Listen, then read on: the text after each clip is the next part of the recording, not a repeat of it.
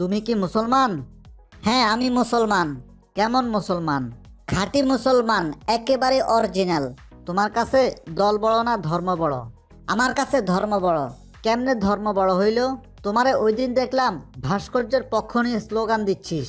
ইসলামে মূর্তি হারাম বলা হয়েছে, কিন্তু ভাস্কর্য তো বলা হয় নাই। যেটা লাউ সেটাই কধু, যেটা স্ত্রী সেটাই বধূ, যেটা ভাস্কর্য সেটাই মূর্তি। যে যাই বলুক, ভাস্কর্য আর মূর্তি এক না। এক না, তবে একটু ব্যবধান আছে। কি সেই ব্যবধান? মূর্তির পিছে দেয় বাঁশ আর ভাস্কর্যের পিছে দেয় রড।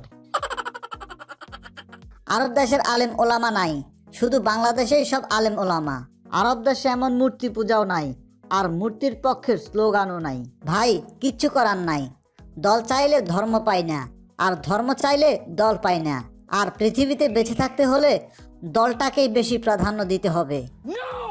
তাই মূর্তির পক্ষে স্লোগান দিচ্ছি। আচ্ছা, তোদের লজ্জা করে না?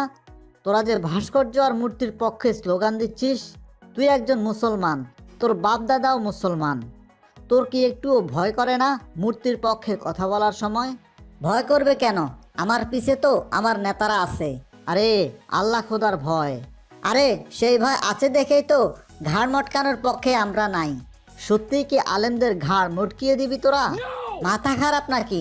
আলেমদের ঘাড় মটকাতে গিয়ে নিজের ধর্মের সাথে বেইমানি করব নাকি? তাহলে স্লোগান দিচ্ছ কেন? ভাই, বিশ্বাস করেন, নেতাদের খুশি করতেই শুধু স্লোগান দিচ্ছি।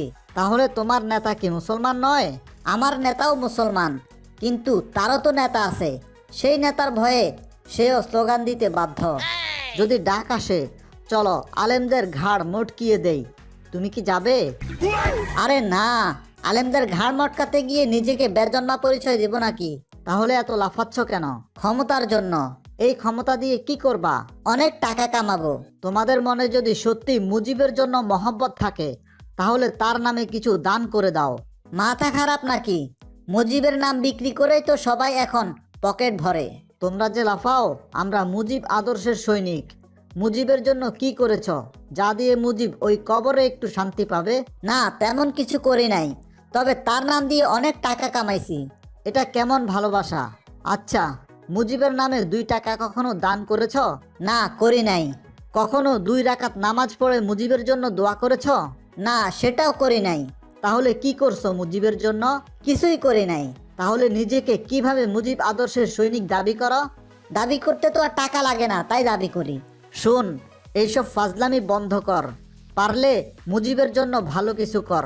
মানুষ দেখানো প্রেম বাদ দিয়ে সত্যিকারের কিছু কর, যেই কাজের কারণে মুজিব ওই কবরেও শান্তি পাবে।